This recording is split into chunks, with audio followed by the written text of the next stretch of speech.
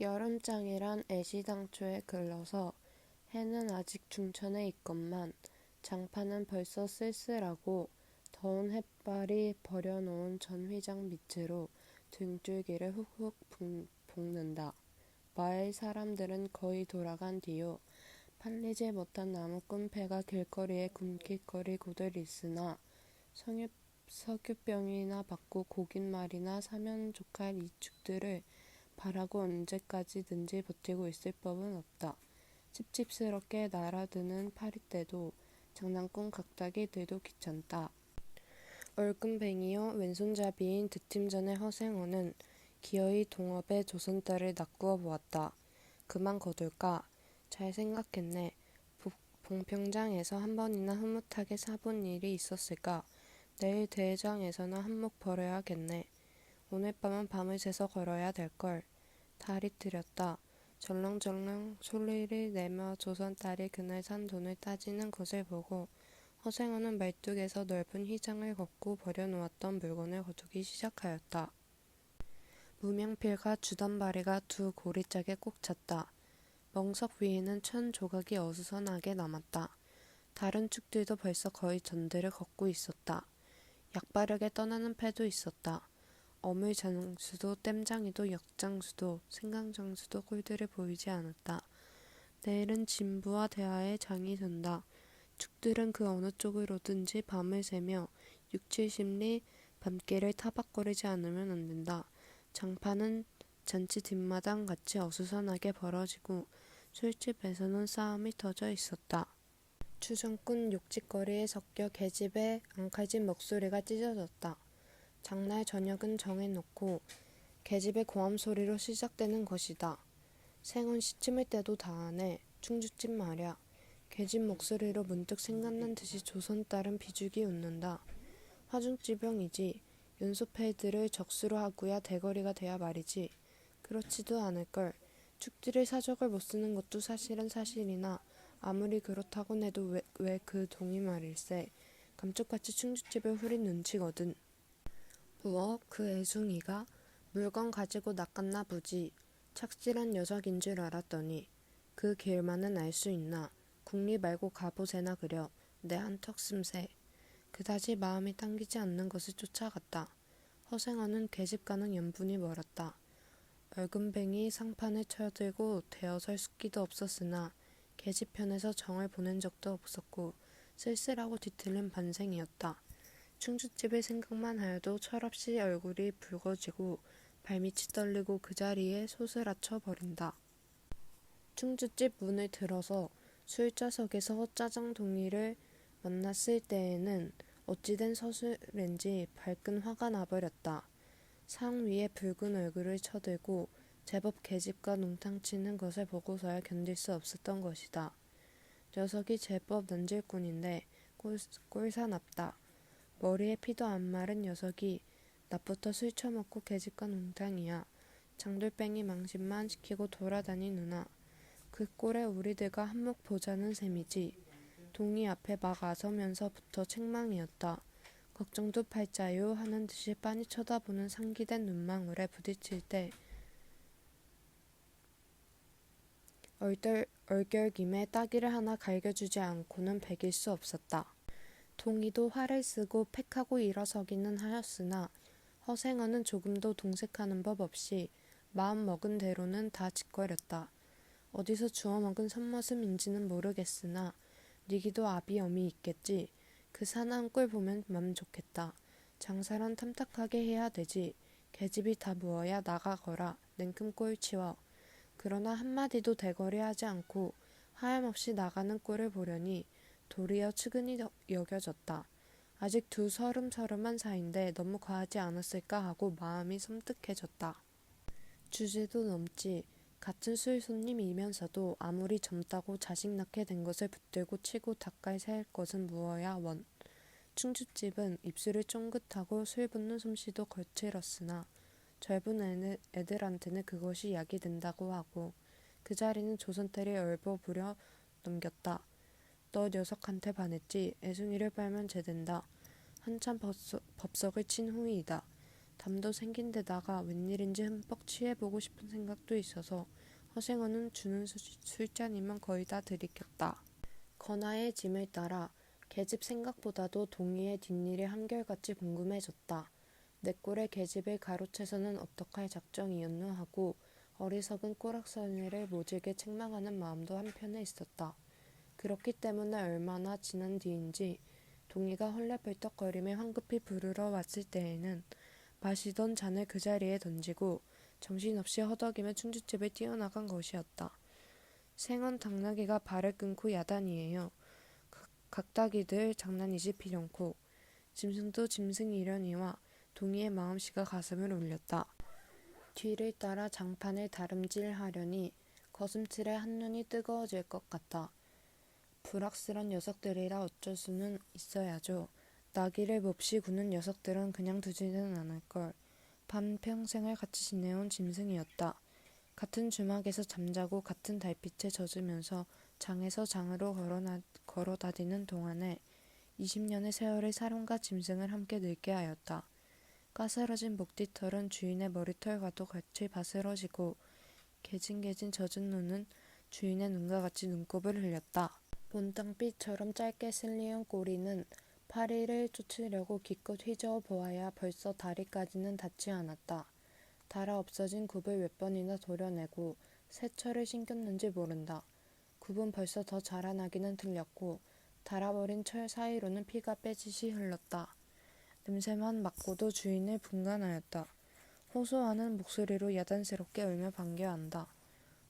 어린 아이를 달래듯이 목덜미를 어루만져주니 나귀는 코를 벌렁거리고 입을 투르르 거렸다. 콧물이 튀었다.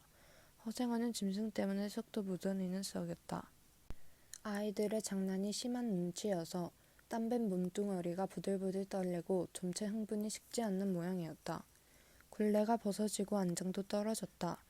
요 몹쓸 자식들하고 허생어는 호령을 하였으나 패들은 벌써 줄행랑을 논디요.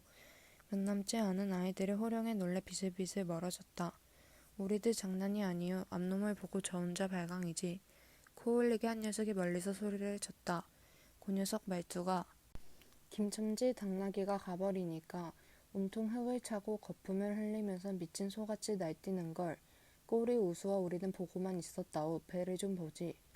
아이는 앙토라진 트로 소리를 치며 깔깔 웃었다. 허생어는 모르는 결에 낯이 뜨거워졌다. 무시 선을 막으려고 그는 짐승의 배 앞에 가리어 서지 않으면 안 되었다. 늙은 주제에 암샘을 내는 셈이야. 저놈의 짐승이 아이의 웃음소리에 허생어는 주춤하면서 기어이 견딜 수 없어 채찍을 들더니 아이를 쫓았다. 쫓으려 거든 쫓아보지 왼손잡이가 사람을 때려. 줄따름에 달아나는 강따기에는 당하는 재주가 없었다. 왼손잡이는 아이 하나도 후릴 수 없다. 그만 채찍을 던졌다. 슬기도 돌아 몸이 유난스럽게 화끈거렸다. 그만 떠나되 녀석들과 어울리다가는 한이 없어. 장판에 각다기를 들이란 어른보다도 더 무서운 것들인걸. 조선딸과 동희는 각각 제 나귀에 안장을 얻고 짐을 싣기 시작하였다. 해가 꽤 많이 기울어진 모양이었다. 진전 장도리를 시작한 지 20년이나 되어도 허생어는 봉평장을 빼놓은 적은 드물었다. 충주 제천 등의 이웃군에도 가고 멀리 영남 지방도 헤매기는 하였으나 강릉쪽에 물건하러 가는 외에는 처음부터 끝까지 군내를 돌아다녔다. 닷새만큼씩의 장날에는 달보다도 확실하게 면에서 면으로 건너간다. 고향이 청주라고 자랑삼아 말하였으나 고향에 돌보러 간 일도 있는 것 같지는 않았다. 장에서 장으로 가는 길에 아름다운 강산이 그대로 그에게는 그리운 고향이었다. 반날 동안이나 뚜벅뚜벅 걷고 장터 있는 마을에 거의 가까웠을 때 거친 나귀가 한바탕 우렁차게 울면 더구나. 그것이 저녁녘이어서 등불들이 어둠 속에 깜빡거릴 무렵이면 늘 당하는 것이건만 허생어는 변치 않고 언제든지 가슴이 뛰놀았다. 젊은 시절에는 알뜰하게 벌어 돈푼이나 모아본 적도 있기는 있었으나 읍내에 백중이 열리네 혹탕스럽게 놀고 투전을 하고 하여 4일 동안에 다 털어버렸다. 나귀까지 팔게 된 판이었으나 엘근은 정분에 그것만의 일을 물고 단념하였다. 결국 도로 아미타불로 장도리를 다시 시작할 수밖에 없었다. 짐승을 데리고 읍내를 도망해 나왔을 때는 너를 팔지 않기 다행이었다고 길가에서 울면서 짐승의 등을 어루만졌던 것이었다. 빛을 지기 시작하니 재산을 모을 염은 당초에 틀리고 간신히 입에 풀칠을 하러 장에서 장으로 돌아다니게 되었다. 호탕스럽게 놀았다고는 하여도 계집 하나 후려보지는 못하였다. 계집이란 쌀쌀하고 매정한 것이었다. 평생 인연이 없는 것이라고 신세가 서글퍼졌다.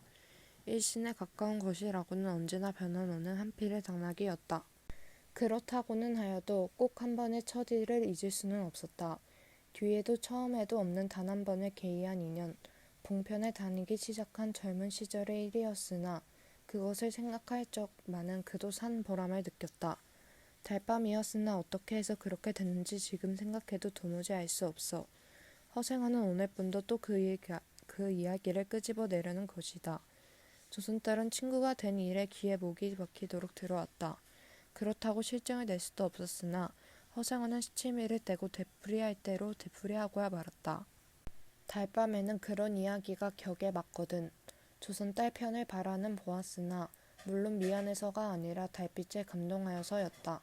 이지러는 졌으나 보름을 갓 지난 달은 부드러운 빛을 흐뭇이 흘리고 있다. 대화까지는 80리의 밤길, 고개를 둘이나 넘고 개울을 하나 건너고 벌판과 산길을 걸어야 된다. 길은 지금 긴 산허리에 걸려있다. 밤중을 지난 무렵인지 죽은 듯이 고요한 속에서 짐승 같은 달의 숨소리가 손에 잡힐 듯이 들리며 콩포기와 옥수수 잎새가 한층 달에 푸르게 젖었다. 산허리는 온통 메밀밭이어서 피기 시작한 꽃이 소금을 뿌린 듯이 흐뭇한 달빛에 숨이 막힐 지경이다. 붉은 대궁이 향기같이 애잔하고 나귀들의 걸음도 시원하다. 길이 좁은 까닭에 세 사람은 나귀를 타고 외줄로 늘어섰다. 방울 소리가 시원스럽게 딸랑딸랑 메밀밭 궤로 흘러간다. 앞장선 허생원의 이야기 소리는 꽁무니에 선 동리에게는 확적히는 안 들렸으나 그는 그대로 개운한 제멋에 적적하지는 않았다. 장선꽃 이런 날 밤이었네. 객주집 토방이란 무더워서 잠이 들어야지. 밤중은 돼서 혼자 일어나 개울가에 목욕하러 나갔지. 봉평은 지금이나 그제나 마찬가지지. 보이는 곳마다 메밀밭이어서 개울가가 어디 없이 하얀 꽃이야. 돌밭에 벗어도 좋을 것을 달이 너무나 밝은 까닭에 옷을 벗으러 물 방앗간 안으로 들어가지 않았나. 이상한 일도 많지. 거기서 난데없는 서성반네 처녀와 마주쳤단 말이네. 봉평차야 제일 가는 일색이었지. 팔자에 있었나 보지. 아무렴하고 응답하면서 말머리를 아끼는 듯이 한참이나 담배를 빨 뿐이었다. 구수한 자줏빛 연기가 밤 기운 속에 흘러서는 녹았다. 날 기다린 것은 아니었으나 그렇다고 달리 기다리는 논팽이가 있는 것도 아니었네. 처녀는 울고 있단 말이야. 짐작은 되고 있으나 서성밤내는 한창 어려워서 들고 날판일 때였지. 한 집안 일이 네 딸 애기든 걱정이 없을 리 있겠나. 좋은 데만 있으면 시집도 보내려만 시집은 죽어도 싫다지. 그러나 처녀란 울 때같이 정을 끊는 때가 있을까. 처음에는 놀라기도 한 눈치였으나 걱정 있을 때는 누그러지기도 쉬운 듯해서 이럭저럭 이야기가 되었네. 생각하면 무섭고도 기막힌 밤이었어. 제천 인지로 주례를 놓은 건 그 다음 날이었지. 다음 장도방에는 벌써 온 집안이 사라진 뒤였네. 장파는 소문에 발끈 뒤집혀 오죽해야 술집에 팔려가기가 상수라고 처녀의 뒷공론이 자자들 하단 말이야. 제천 장판을 몇 번이나 뒤졌겠나. 허나 처녀의 꼴은 껌껌먹은 자리야. 첫날 밤이 마지막 밤이었지. 그때부터 봉평의 마음에 든 것이 반평생을 두고 다니게 되었네. 반평생인들 잊을 수 있겠나. 수 좋았지. 그렇게 신통한 일이란 쉽지 않어. 학용 못난 것 얻어 새끼 낳고 걱정 내고 생각만 해도 진저리가 나지. 그러나 늙음악 바지까지 장돌뱅이로 지내기 힘드는 노릇 아닌가. 난 가을까지만 하고 이 생계와도 하직하려 하네. 대하쯤에 조그만 정방이나 하나 버리고 식구들을 부르겠어. 사시상전 뚜벅뚜벅 걷기란 여간 일해야지. 예처녀나 만나면 같이나 살까. 난 거꾸러질 때까지 이 길 걷고 저 달 볼 테야. 산길을 벗어나니 큰 길로 튀어졌다. 꽁무니의 동이도 앞으로 나서 나귀들은 가로 들어섰다. 총각도 젊겠다. 지금이 한창 시절이렸다. 중국집에서는 그만 실수를 해서 그 꼴이 되었으나 설계 생각 말게. 저 천만에요. 되려 부끄러워요. 계집이란 지금 웬 제격인가요? 자나깨나 어머니 생각뿐인데요. 허생원의 이야기로 실심의 한 끝이라 동희의 어조는 한풀 수그러진 것이었다. 아비오미란 말에 가슴이 터지는 것도 같았으나 제겐 아버지가 없어요. 피무치라곤 어머니 하나뿐일걸요. 돌아가셨나? 당초부터 없어요. 그런 법이 세상에. 생원과 선달이 야단스럽게 껄껄들 웃으니 동희는 정색하고 우길 수밖에는 없었다. 부끄러워서 말하지 않으려 했으나 정말이에요. 제천 조천에서 달도 차지 않은 나이를 낳고 어머니는 집을 쫓겨났죠. 우스운 이야기나 그러기 때문에 지금까지 아버지 얼굴도 본 적 없고 있는 고장도 모르고 지내와요. 고개가 앞에 놓인 까닭에 세 사람은 나귀를 내렸다. 둔덕은 험하고 입을 벌리기도 대근하여 이야기는 한동안 끊겼다. 나귀는 곤듯하며 미끄러졌다. 허생원은 숨이 차 몇 번이고 다리를 쉬지 않으면 안 되었다. 고개를 넘을 때마다 나이가 알렸다. 동이 같은 젊은 축이 끝이 없이 부러웠다. 땀 2등을 한바탕 쭉 씻어내렸다. 고개 너머는 바로 개울이었다. 장마에 흘겨버린 널다리가 아직도 걸리지 않은 채로 있는 까닭에 벗고 건너야 되었다. 고이를 벗어 띠로 등에 얽어매고 반벌거숭이의 웃음 깡스러운 골로 물속에 뛰어들었다. 금방 땀을 흘린 뒤였으나 반물은 뼈를 찔렀다. 그래 대체 기르긴 누가 기르고. 어머니는 하는 수 없이 의붓을 얻어가서 술장사를 시작했죠. 술이 고줄해서 의붓하고 전 망난이에요. 철들어서부터 맞기 시작한 곳이 하늘운들 편한 날이 있었을까. 어머니는 말리다가 체이고 맞고 칼부림을 당하고 하니 집골을 무엇겠소. 18살 때 집을 찢쳐나서부터 이 짓이죠. 총각 낯설은 동이 묻어나다고 생각했더니 듣고 보니 딱한 신세로군. 물은 깊어 허리까지 찼다. 속 물살도 어지간히 쓴 데다가 발에 채이는 돌멩이도 미끄러워 금시에 훌치듯 하였다. 나귀와 조선딸은 재빨리 거의 건넜으나 동이는 허생원을 붙들느라고 두 사람은 훨씬 떨어졌다. 모친의 친정은 원래부터 제천이었던가. 웬걸요. 시원스레 말은 안 해주나 봉평이라는 것만은 들었죠. 봉평? 그래 그 아비성은 무엇이고 알 수 있나요? 도무지 듣지를 못했으니까. 그렇겠지 하고 중얼거리며 흐려지는 눈을 까물까물하다가 허생원은 경망하게도 발을 비디뎠다. 앞으로 꼬꾸라지기가 바쁘게 몸째 풍덩 빠져버렸다. 허이적 걸을수록 몸을 걷잡을 수 없어 동이가 소리를 치며 가까이 왔을 때에는 벌써 퍼그나 흘렀었다. 우째 쫄딱 젖으니 물에 젖은 개보다도 참혹한 꼴이었다. 동이는 물속에서 어른을 헷깝게 업을 수 있었다. 젖었다고는 하여도 여인 몸이라 장정 등에는 오히려 가벼웠다. 이렇게까지 해서 안 됐네. 내 오늘은 정신이 빠진 모양이야. 연륜하시 없어요. 그래 모친은 아비를 찾지는 않는 눈치지. 늘 한번 만나고 싶다고는 하는데요. 지금 어디 계신가? 의부와도 갈라져서 제천에 있죠. 가을에는 봉평에 모셔오려고 생각 중인데요. 이를 물고 별면 이럭저럭 살아갈 수 있겠죠. 아무렴 기특한 생각이야. 가을이랬다. 동이의 탐탁한 등어리가 뼈에 사무쳐 따뜻하다. 물을 다 건넜을 때에는 도리어 서글픈 생각에 좀 더 엎였으면도 하였다. 진종의 실수만 하니 웬일이오 생원. 조선딸은 바라보며 기어코 웃음이 터졌다. 나귀야 나귀 생각하다 실족을 했어. 말 안 했던가. 저 꼴에 제법 새끼를 얻었단 말이지. 읍내 강렌지 피마에게 말일세. 길을 쫑긋 세우고 달랑달랑 뛰는 것이 나귀 새끼같이 귀여운 것이 있을까. 그것 보러 나는 일부러 읍내를 도는 때가 있다네. 사람을 물에 빠치울 젠따는 대단한 나귀 새끼군. 허생원은 젖은 옷을 웬만큼 싸서 입었다. 이가 덜덜 갈리고 가슴이 떨리며 몹시도 추웠으나 마음은 알 수 없이 둥실둥실 가벼웠다. 주막까지 부지런히들 가세나 뜰에 불을 피우고 후후치 쉬어 나귀에겐 더운 물을 끓여주고 내일 때 화장 보고는 제천이다. 생원도 제천으로 오래간만에 가보고 싶어. 동해하려나 동이. 나귀가 걷기 시작하였을 때 동이의 채찍은 왼손에 있었다. 오랫동안 아둑신이 같이 눈이 어둡던 허생원도 요번만은 동이의 왼손잡이가 눈에 띄지 않을 수 없었다.